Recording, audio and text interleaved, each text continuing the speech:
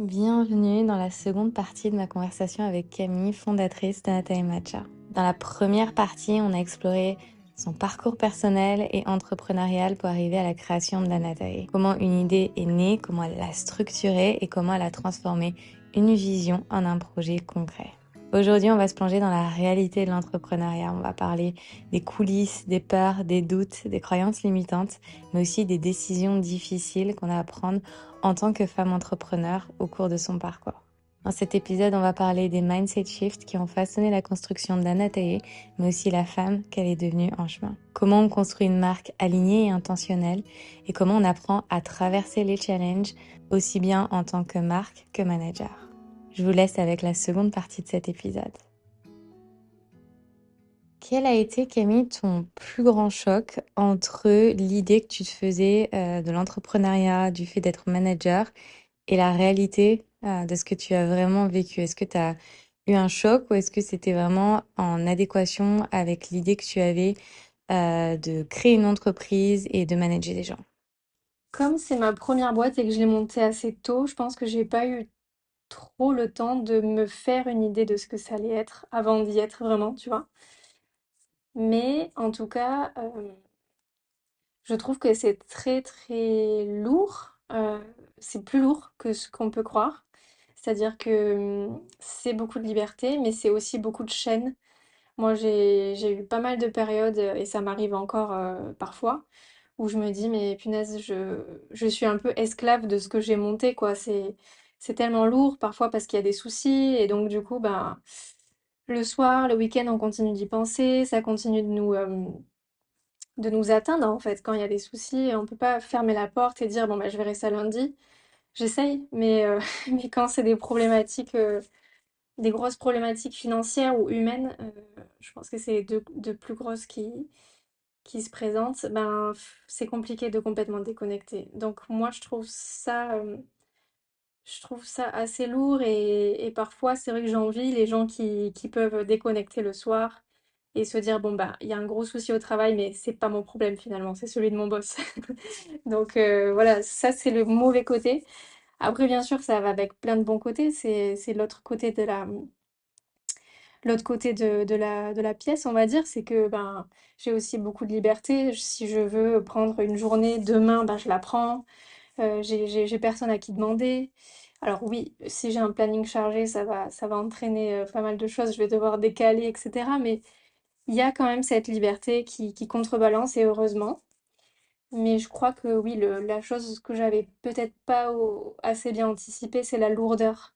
La lourdeur des responsabilités et de la charge mentale. C'est énorme. Est-ce qu'il y a un moment où justement tu as remis en question ton choix de te lancer dans l'entrepreneuriat et où vraiment tu t'es dit, OK, il y a une peur qui est là.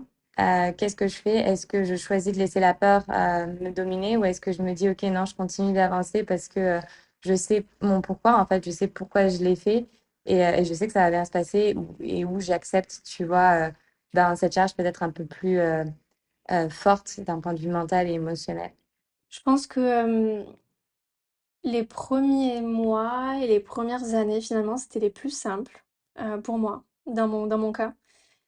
Parce que j'étais seule et donc après c'est peut-être une question de personnalité aussi, mais je préférais avoir des soucis qui étaient uniquement les miens et donc j'étais responsable de tous les échecs et de toutes les victoires. Je préférais ça que avoir une équipe et avoir des soucis avec l'équipe. Tu vois, je trouve ça beaucoup plus lourd parce que maintenant j'ai des personnalités en face de moi, j'ai des égos, j'ai des sensibilités, j'ai des gens qui ont des projets de carrière, des ambitions. Euh, c'est hyper complexe à gérer, je trouve. Donc, hésiter à me lancer, ça m'est pas arrivé parce que quand je me suis lancée, ben, j'étais à fond, j'étais hyper motivée, et puis les premiers temps aussi. Donc, j'étais 100% alignée avec mon choix les premières années.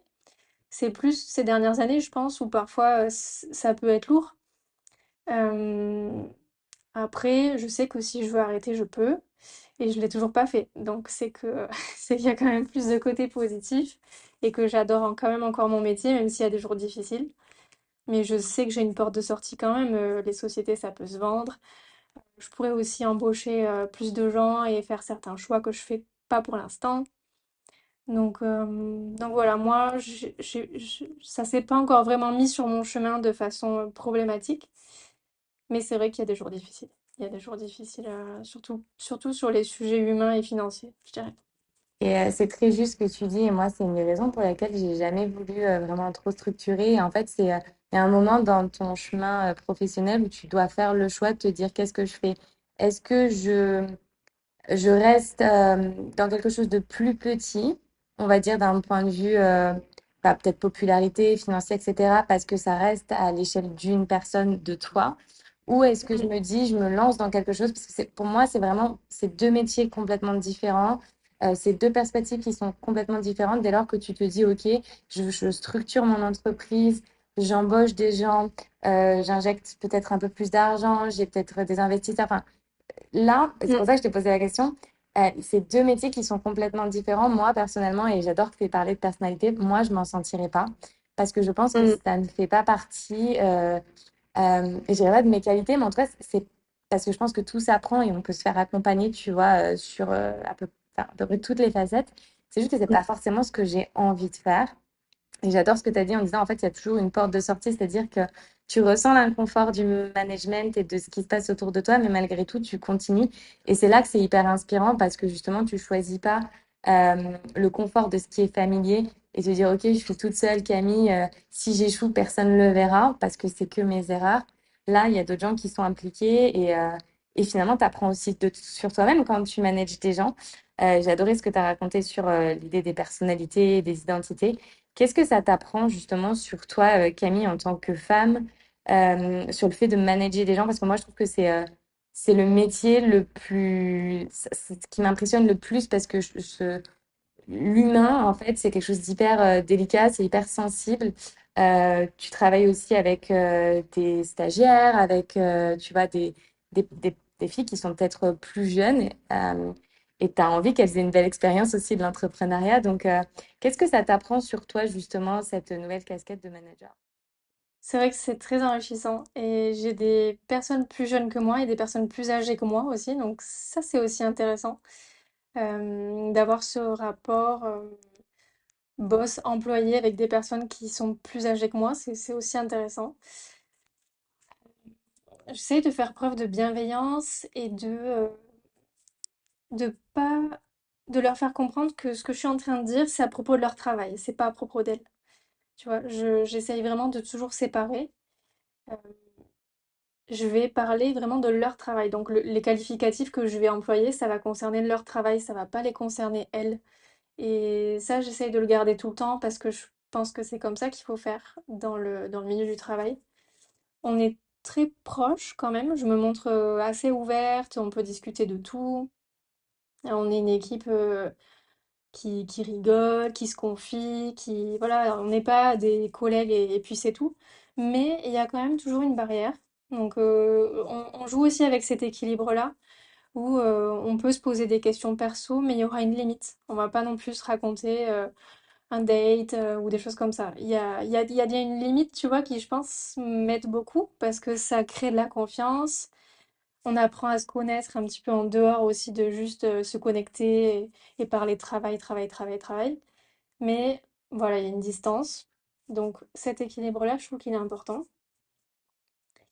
Et après, ben, c'est vrai que c'est hyper compliqué, hein. Ça s'apprend sur le tas. Moi, je me suis jamais projetée, comme je te disais, à faire ça et à manager une équipe pareille. Donc petit à petit, j'apprends et c'est quand même enrichissant parce que quand tu es face à un os, tu te dis, aïe, là, je sais pas comment gérer. Ben, après, tu le dépasses et tu te dis, ben, en fait, voilà, j'ai appris. J'ai appris sur ce coup-là, je me suis améliorée.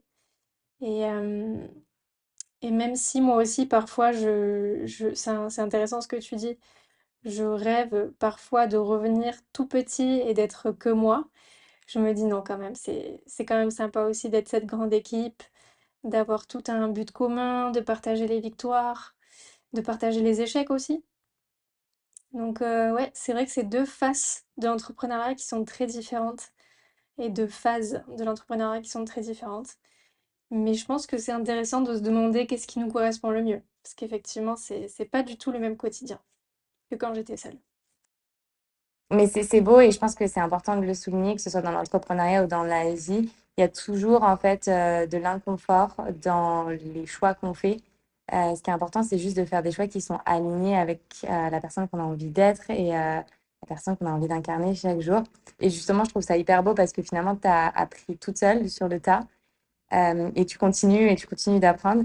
Est-ce que tu penses ou tu envisages ou c'est quelque chose par la suite que tu aimerais faire si tu continues de développer ton entreprise, justement, à avoir un peu, tu sais, un genre d'intermédiaire, Alors, j'avais déjà entendu ce terme, ça s'appelle je crois que c'est un genre de thérapeute, mais thérapeute business, c'est-à-dire que c'est un peu quelqu'un, tu sais, c'est un peu comme quand tu fais des journées team building où justement tu viens connecter l'humain, etc., où il y a des choses qui sont communiquées aussi entre les personnes. Est-ce que c'est quelque chose que tu as envie de faire? Est-ce que c'est quelque chose qui pourrait aussi toi t'aider et te décharger un petit peu d'un point de vue plus humain et managérial? Ouais, je vois ce que tu veux dire. Franchement, j'ai creusé un peu cette piste, mais c'est très cher comme service. C'est vraiment très très cher. Euh, mais c'est vrai que ça pourrait être intéressant. En plus, ça permet de se connaître un peu différemment, de connaître les personnalités un peu différemment. Mais non, pour l'instant, on n'a pas fait ça. Après, moi, c'est pas tout à fait ta question, mais je suis coachée. J'ai des mentors qui me coachent toutes les semaines, moi, personnellement. Et c'est vrai qu'on parle beaucoup de management parce que c'est quelque chose que j'apprends sur le tas, comme je te disais. Et c'est toujours bien de pouvoir se confier à quelqu'un. Donc, on parle vraiment business, on parle pas du tout perso. Mais je me confie et ça tourne souvent autour du management. C'est un sujet clé, quoi. Ouais, si, c'était quand même un peu ma question, enfin, même si moi, elle était plus portée sur l'aspect, tu vois, équipe, c'est quand même ma question, tu vois, de savoir si tu avais quelqu'un qui t'accompagnait, parce que peut-être celles qui nous écoutent aujourd'hui, enfin, sont pas du tout dans le business, dans l'entrepreneuriat, et on se rend pas forcément compte vraiment de la charge émotionnelle que ça peut représenter, que de devoir gérer des gens, parce qu'on gère, comme tu disais, on gère des émotions, on gère des personnalités, et enfin, c'est hyper sensible, en fait, comme sujet, et je pense que effectivement, quand tu commences à structurer et à embaucher, c'est hyper important d'avoir des gens pour te coacher, pour t'aider, pour t'accompagner. Quelle a été Ouais. ta plus grande peur vis-à-vis de la marque, vis-à-vis de l'entreprise, en tout cas une peur que tu n'as jamais dit publiquement, peut-être à personne, peut-être qu'à toi, voire même pas à toi, elle va se révéler aujourd'hui, mais est-ce qu'il y a quelque chose en toi où il y a toujours un petit peu cette petite peur au fond de toi, une petite voix qui te dit je sais pas, je vais tout arrêter. Enfin, tu vois, est-ce qu'il y a un truc qui est encore en toi ou pour le moment, ça, c'est quelque chose qui s'est tué, qui s'est éteint? Je pense que là, aujourd'hui, j'en ai plus. Mais je pense que à un moment donné, je me suis dit, mince, je suis en train de me faire une vie d'enfer, en fait. Un peu par rapport à la charge de travail et par rapport à ce qu'on disait tout à l'heure. Il y a un moment donné où je me suis dit, ben, j'ai choisi ça pour être plus libre et pour m'épanouir. Moi, c'était surtout pour m'épanouir, pour avoir un métier qui me plaît. Et en fait, je me crée une vie d'enfer parce que je vais jamais pouvoir déconnecter. Est-ce que je vais pouvoir, bah, par exemple, être une maman dispo, des choses comme ça, tu vois, que tu peux être amené à te dire quand tu te crées un travail qui finalement est très prenant. Mais j'ai beaucoup fait d'efforts pour déléguer et c'est énormément sur ça aussi qu'on a travaillé avec mes mentors. Et j'ai compris que c'était OK en fait. Je pouvais continuer à développer ma société avec ambition, avec envie et quand même, moi, ne pas à chaque fois m'enfermer un peu plus. Au contraire, même s'il y a des choses qui deviennent plus lourdes parce qu'il y a plus de responsabilités, je peux quand même me libérer d'énormément de tâches et heureusement.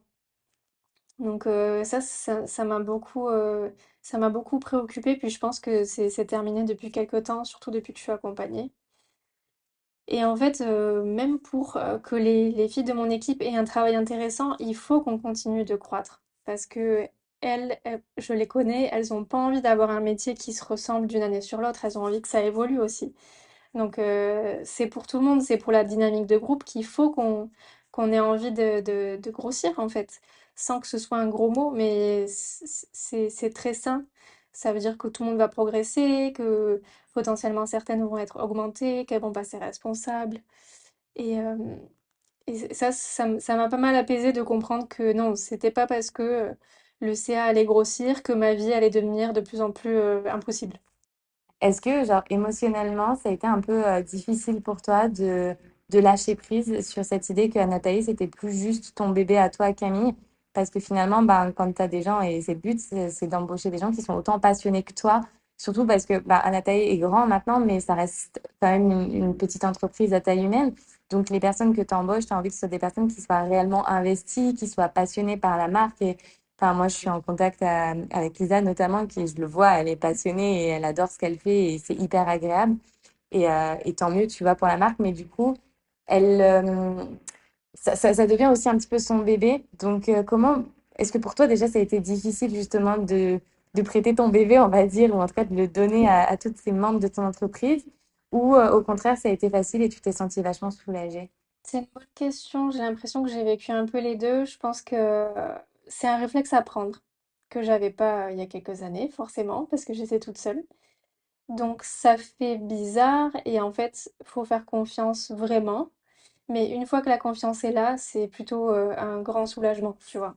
Et en fait, ben, tu le disais pour Lisa, c'est vrai, je sens que ça compte beaucoup pour elle et qu'elle est très investie. Et ça, c'est génial pour moi, tu vois. J'ai pas de possessivité, on va dire, par rapport à Nathalie. Je me dis que c'est génial si Nathalie peut avoir 10, 11 nounous et que je peux de temps en temps bah, passer le bébé, c'est top, en fait. Ça m'apporte un confort indispensable. Je pourrais pas avancer sans ça. Par contre, voilà, ça implique qu'il faut que les personnes soient vraiment impliquées. Et nous, donc, pour les recrutements, on fait super attention.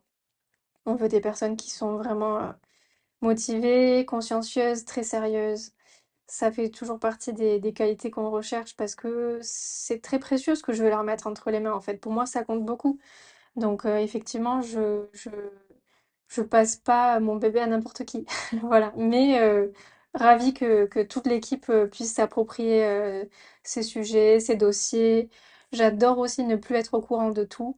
Ça, c'est quelque chose qui est hyper libérateur. Parfois, on me dit, ah, mais ça doit être dur parce que tu sais pas tout. Mais non, non, c'est pas dur. C'est un kiff, en fait. Heureusement que c'est comme ça parce que sinon, je deviendrais folle. Je peux plus tout savoir et c'est tant mieux. C'est vraiment un plaisir en fait. C'est ça qui fait que c'est agréable aussi de travailler en groupe. Ça fait partie des points positifs, c'est que elles ont leur dossier qu'elles gèrent en indépendance et ça les rend fières et c'est tant mieux quoi. Ça, alors moi, je sais que pour moi, ça serait plus difficile parce que je suis quelqu'un qui aime beaucoup le, tu vois, contrôler et tout savoir. Parce que je trouve ça hyper beau, tu vois, te dire en fait, c'est bon, en fait, je lâche prise. Mais ça vient aussi du fait que, tu vois, tu emploies des gens en qui tu as entièrement confiance. Et donc, tu sais que c'est un peu bah, un petit pourcentage de Camille qui a investi dans une part de l'entreprise dans laquelle toi, tu n'es pas, en tout cas mentalement, investi. Oui, c'est ça, je leur fais confiance et puis je sais que je pourrais pas faire sans elles, donc faut aussi être pragmatique, tu vois. Je peux pas vouloir le beurre et l'argent du beurre quoi. Quand tu regardes ton chemin parcouru, Camille, parce que tu es passée de Camille, 24 ans, Hong Kong, Japon, petit boulot, RSA, tout ce que tu nous citais toute seule, à Paris avec sa petite canette et son étiquette à imprimer depuis sa chambre, à aujourd'hui chef d'entreprise de 11 personnes. Est-ce que tu arrives à t'autoriser à être fière de ce que tu as accompli ou est-ce que tu encore, t'es encore dans ce truc de dire en fait j'ai encore des choses à apprendre et pour le moment j'arrive pas à me être complètement fière de là où je suis parce que je suis pas encore exactement là où j'aimerais être. Je suis fière de moi, franchement, je suis fière de moi. J'arrive à regarder un peu autour de moi et j'ai des moments de lucidité où je me dis mais waouh, ça c'est mon équipe, enfin, c'est fou. Donc j'ai des moments de lucidité comme ça où j'ai l'impression de sortir de la scène et je me dis je suis vraiment contente, j'ai réussi. Et à la fois je suis hyper exigeante avec moi-même donc ça par contre c'est quelque chose que qui m'a pas lâché ces dernières années. J'en veux toujours plus pour surtout avec moi-même. Je suis exigeante avec les autres mais surtout avec moi-même. Euh, Donc ça, c'est vrai que parfois je me dis, ah, ça serait mieux si c'était comme ci, ça serait mieux si c'était comme ça. Et je me dis, non, non, mais regarde quand même le chemin parcouru. Euh, il y a énormément de personnes qui aimeraient être là où tu es. Donc voilà, je suis un peu entre les deux, on va dire. Est-ce que tu as une vision justement à long terme pour justement rebondir sur tes objectifs, sur la manière dont tu vois Anatae dans 3 ans, 5 ans, 10 ans? Est-ce que tu as envie de continuer d'embaucher? Est-ce que tu as des envies de proposer des produits un peu dérivés? De quelle manière tu vois l'expansion justement de l'entreprise et de la marque? Ce que j'imagine pour la suite, c'est vraiment stabiliser ce qu'on a. Je crois que ça fait plusieurs années que je dis ça, mais c'est toujours mon cap en fait. J'ai pas forcément envie de doubler les effectifs, de doubler le chiffre d'affaires. Ça va peut-être arriver, hein, mais c'est pas ça que je regarde. Ce que je regarde, c'est vraiment stabiliser l'équipe, stabiliser les approvisionnements aussi, parce qu'il y a eu pas mal de problèmes cette année avec le matcha. Je sais pas si t'en as entendu parler, mais il y a eu une récolte qui était pas très bonne à cause du climat. Et aussi la demande mondiale qui a tellement augmenté que ben, ces deux choses-là en même temps ont fait que ça a été un peu difficile de s'approvisionner. Donc moi, je veux vraiment renforcer ce qui existe, stabiliser et et aussi, c'est pas possible de continuer de croître comme ça tout le temps. C'est bien qu'il y ait parfois des plateaux. Donc si on doit être amené à avoir un plateau, parce que là cette année on a quand même fait x2, donc on n'est pas du tout sur un plateau, ben ça m'ira très bien.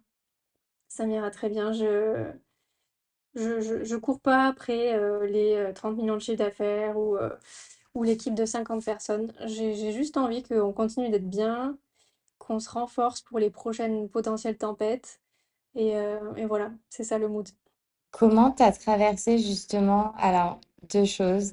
Premièrement, le fait que le matcha est devenu clairement quelque chose de tendance et donc du coup, une concurrence énorme qui a grandi et je pense notamment à beaucoup d'influenceuses, alors que ce soit en France comme à l'étranger, hein, tu as aussi des influenceuses aux États-Unis, etc., qui lancent leur marque de matcha parce que c'est quand même, c'est un produit qui, bah, comme il est tendance et qui reste accessible en fait. En tant que création de marque, création d'entreprise. Donc ça, c'est la première chose. Et la deuxième chose, comment tu as abordé en tant que chef d'entreprise, créatrice de matcha, le fait justement qu'il y ait eu cette phase. Alors là, c'était pour le coup une mauvaise récolte, mais il y a aussi, ben, du fait de la concurrence accrue, il y a beaucoup moins de matcha qui est disponible et potentiellement le risque que demain, peut-être que je me trompe, mais moi, d'un point de vue extérieur, je me dis, mais en fait, demain, elle peut ne plus avoir de stock. Alors j'imagine qu'il y a une gestion qui est faite, mais et il peut y avoir un moment où tu as un vide complet et tu as des gens à payer, enfin, tu vois, tu as des responsabilités. Donc, je serais intéressée, curieuse de savoir un petit peu comment tu gères justement ces deux aspects-là. Ouais, c'est vrai que c'est deux gros sujets hein, qui sont intervenus dernièrement. Alors, la concurrence d'abord, on va dire que ça a commencé il y a 2 ou 3 ans. Donc, Anataï avait déjà à peu près 4 ans. Euh, C'était tout nouveau pour moi parce que vraiment, je le disais, jusque-là, on n'a pas de concurrents. Il y en avait des tout petits, mais c'était vraiment pas des personnes qui se trouvaient sur notre chemin, si je peux dire. Tu vois, c'était vraiment pas un sujet, la concurrence. Et quand j'écoutais les autres entrepreneurs, je me disais, waouh, ça doit être complètement différent quand même d'avoir bah, cette concurrence sans arrêt, à qui on est comparé, et avec qui on doit partager le gâteau, quoi. C'est pas quelque chose que je connaissais. Et donc, du coup, j'ai découvert ça. Et en fait, très rapidement, j'ai vu que le fait que ces marques arrivent, ça avait agrandi le marché. Et ça avait fait que de plus en plus de personnes étaient en train de s'intéresser au matcha. Donc, on n'a pas du tout dû partager notre gâteau. Enfin, on a dû le partager, mais il est devenu beaucoup plus gros. Donc, finalement, notre part a grandi, elle aussi. Donc, ça n'a pas été quelque chose qui nous a perturbés dans notre croissance. On a continué de croître de la même manière, voire plus fort. Donc ça, c'était en fait les premiers temps une mauvaise nouvelle, mais rapidement on a compris que ça en était une bonne, donc c'est plutôt bien. Et c'est plutôt intéressant aussi de se dire, ben là maintenant on va être potentiellement comparés, donc appuyons nos points forts, soulignons nos traits, tu vois. Et c'est là qu'on a pu parler un peu plus de bio, parce que nous on est une marque bio, c'est pas le cas de la plupart des concurrents. Euh, Appuie aussi le fait que ben, on était là avant que ce soit tendance, ce qui n'est pas leur cas par définition. Voilà, c'était assez intéressant comme travail et on est toujours dedans. Et après, le sujet de l'approvisionnement, bah, c'est sûr que c'est hyper stressant parce que, comme tu le dis, j'ai beaucoup de personnes à payer et puis on vend quelque chose qui est produit par la nature, donc en fait, c'est pas sous contrôle. On peut pas dire, ben, on va en faire produire 2000 de plus, 20 000 de plus. Non, c'est le matcha, c'est issu du thé vert qui est récolté au printemps, comme je le disais, surtout quand il est de bonne qualité. Et donc, quand la récolte est passée, ben, elle est passée et jusqu'à l'année prochaine, on sait qu'il y aura pas plus. Donc ça, c'est assez stressant.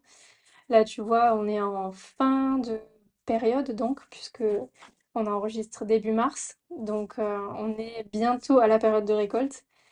Et on va savoir bah, quelle sauce on va être mangé, quoi. On va voir dans un mois ou deux, là, comment va se dérouler l'année. Et chaque année, c'est pareil. Chaque année, on joue avec un nouveau jeu. Donc, c'est très challengeant. Moi, ce que j'ai fait en toute transparence, c'est que j'ai essayé de trouver d'autres partenaires pour avoir des plans B, C, D. Donc, c'était mon travail ces derniers mois, qui est plus ou moins réussi parce que c'est difficile de trouver des matchas avec l'exigence Anatae. Mais on va quand même sortir un nouveau matcha bientôt, donc j'ai réussi partiellement. Et ouais, comme toutes les problématiques, ça entraîne des nouveaux sujets. Tu vois, j'ai commencé à travailler avec une freelance japonaise qui m'aide à échanger avec les Japonais pour solidifier les relations. Voilà, il y a plein d'autres sujets en fait qui sont venus et qui ont découlé de ça, qui ont découlé de tous ces problèmes d'approvisionnement et de récolte. Mais c'est intéressant. Forcément, quand une entreprise grandit, peu importe le domaine, tu as des nouvelles problématiques qui se présentent et donc du coup, ben, ouais, d'autres challenges. Mais finalement, c'est bien d'avoir quelqu'un sur place parce que j'allais te poser la question, est-ce que tu vas toujours chaque année au Japon ou c'est quelque chose que tu ne fais plus ou est-ce que tu essaies de le faire quand même au moins une fois dans l'année au moment justement d'anticiper pour les récoltes, etc. Ouais, l'idée c'est d'y aller une fois par an, effectivement. Là, j'ai des membres de mon équipe qui vont y aller à ma place puisque je suis enceinte de 8 mois, donc c'est pas le moment pour moi. Mais ouais, ouais, bien sûr, on est toujours en lien avec eux et ils font tellement partie d'Anatae, c'est la matière première, donc c'est indispensable d'y allouer le temps qu'il faut et d'aller les rencontrer et de mieux comprendre aussi notre produit, tu vois. L'année dernière, j'ai amené une partie de l'équipe au Japon avec moi pour leur faire comprendre en fait ce qu'elles connaissaient en théorie, mais ce qu'elles n'avaient pas vu de leurs propres yeux. Et c'est toujours différent quand tu visites des champs, des usines, c'est hyper enrichissant, quoi. Justement, le fait que tu sois enceinte, c'était ma question qui allait suivre. Le fait que tu sois enceinte, là, des 8 mois, tu vas bientôt accoucher. Est-ce que tu sais un peu comment va se modifier ta manière d'être ouais, d'être dans l'entreprise? Est-ce que tu as déjà un peu anticipé les choses ou tu flow by? Non, j'ai totalement anticipé les choses. J'ai un plan.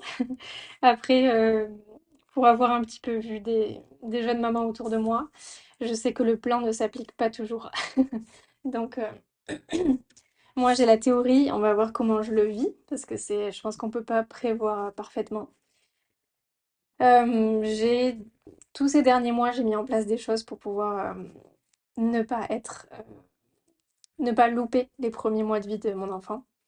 Donc, je vais déconnecter. J'ai un plan de déconnexion. Donc, je vais prendre un congé, un vrai congé maternité. Et voilà. Et en fait, chaque sujet est pris par une personne dans l'entreprise pour assurer mon absence. Et après, après ce congé-là, je sais pas, je vais un peu improviser parce que je sais que pour certaines mères, ben, ça bouscule complètement les priorités, la vision des choses. Donc, je veux pas faire de plan sur la comète. Je sais que ça peut énormément me motiver, me donner envie de revenir au travail à fond. Je l'ai vu chez certaines femmes pour pouvoir ne pas être entre guillemets que mère et avoir aussi cette source d'épanouissement. Certaines disent que ça leur a beaucoup manqué de travailler pendant leur congé, etc. Et il y a aussi l'inverse. Il y a aussi les personnes qui se disent, mais en fait, maintenant, j'ai d'autres priorités et j'ai plus envie de mettre autant d'énergie dans mon travail, j'ai envie d'être auprès de mon enfant. Donc, j'observe les deux schémas, je sais pas du tout dans lequel je vais me retrouver. Donc, ça, par contre, on va voir au moment venu. Si demain, Anatalie disparaissait, ou en tout cas que toi, tu quittais Anatalie, peut-être que tu revendais à la marque, qu'est-ce que ça dirait de toi en tant que femme, Camille? Bah, je pense que ça dirait que j'ai pas eu peur de prendre de grandes décisions, parce que ça serait une très grosse décision. Si je le fais, je pense que je l'aurais mûrement réfléchi et que ça sera dur, même si je le veux, ça sera forcément dur. Parce que c'est comme un deuil, c'est comme une rupture, c'est, même si je le veux, je pense que ce sera compliqué de fermer ce livre et de se dire, ben, je sais ce que je quitte, mais je sais pas ce qu'il y a derrière. Voilà, je pense que ça voudra dire ça. Je sais pas si ça arrivera, je sais pas dans quel timing ça peut arriver, mais ce sera quelque chose de gros. Et si tu devais dire quelque chose à la Camille d'avant Anatalie, ou en tout cas au début d'Anatalie, qu'est-ce que tu aurais envie de lui dire? Écoute-toi, écoute-toi, te laisse pas décourager. Écoute ta petite voix à l'intérieur. Ok, on va terminer avec une dernière question hyper légère, hyper facile, mais je suis très curieuse en tant que fille. Je voudrais savoir comment Camille, la fondatrice d'Anatalie, elle aime consommer son matcha. Est-ce qu'elle a une recette favorite, les préférés, chaud, froid, bref, donne-nous ta meilleure recette. Ouais, ma meilleure recette. Alors, il faut savoir qu'elle a évolué ces dernières années. Je pense que on est beaucoup à avoir un rituel matcha latte ou matcha tout court qui change avec les années. Mais moi, depuis un bon moment, là, moi, je le bois avec du lait de vache bio et je mets parfois une goutte de lait d'avoine pour que ça sucre un tout petit peu. Mais voilà, je trouve que c'est de cette manière que c'est le plus gourmand, nutritif, sans être trop sucré. Donc voilà, c'est comme ça que j'aime mon matcha latte. Je bois aussi souvent du matcha pur, mais c'est plus pour goûter. Parce que comme je te l'ai dit, ces derniers mois, j'ai énormément goûté de matcha. J'en ai un bac entier dans mon réfrigérateur. J'ai peut-être 50 références que j'ai dû goûter, comparer. Puis quand je goûte, c'est assez studieux. Je prendrai des notes, je goûte différents aspects, etc. Donc à ce moment-là, je goûte pur. Mais quand c'est pour mon plaisir, je prends un matcha natae et voilà, je le fais en latte comme je t'expliquais, et plutôt chaud. Plutôt chaud, peu importe la saison. T'en fais un rituel vraiment? Enfin, est-ce que c'est genre vraiment un moment pour toi? Parce que tu vois, ce qui est beau, je trouve, dans le matcha, à la différence, je sais pas, de te faire peut-être un chocolat ou quelque chose. Il y a vraiment une histoire, enfin, il y a quelque chose d'assez puissant derrière ça. Enfin, c'est un rituel. Est-ce que c'est quelque chose qui est devenu hyper méditatif pour toi ou maintenant tu le fais tous les jours ou c'est devenu presque une habitude? Mais je pense que quand je fais mes dégustations, j'y mets beaucoup plus d'attention et d'intention, tu vois. Donc là, je suis beaucoup plus concentrée. Il faut pas qu'il y ait de son en parallèle. Il faut que je sois toute seule. Il faut qu'il y ait aucun parfum qui puisse me déranger, etc. Donc là, c'est plus méditatif. Mais je travaille quand même, tu vois. Donc ça l'est pas totalement non plus. Je suis quand même dans mon idée de goûter, de juger. Et sinon, au quotidien, non, c'est plus léger. C'est pas forcément une méditation en tant que telle. Mais je pense quand même qu'à chaque matcha latte, je me dis qu'est-ce que c'est bon et qu'est-ce que c'est agréable et qu'est-ce que ça fait du bien en fait. Qu'est-ce que tous les jours, c'est cette même réflexion quoi depuis toutes ces années.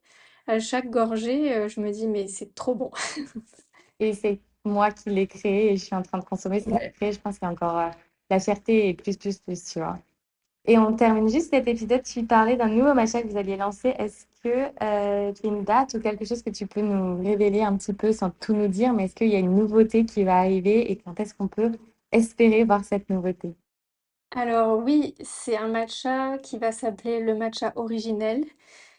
On est très très très content de le sortir parce que comme je t'ai dit, ça fait des mois. En fait, ça fait 7 8 mois que je goûte des matchas, mais quasiment toutes les semaines. Et que la conclusion c'est non, non, non, non, non. Et celui-là, c'est le seul pour l'instant qui nous a convaincus, enfin qui m'a convaincue. Et donc c'est le seul qui va rejoindre notre gamme.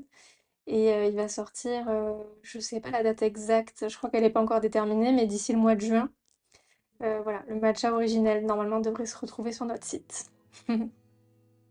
Merci du fond du cœur, Camille, pour ta vérité, pour ta transparence et pour ce partage hyper lumineux et inspirant. C'est un épisode qui nous rappelle que derrière chaque marque, il y a d'abord une femme qui a osé s'écouter pour réaliser ses rêves.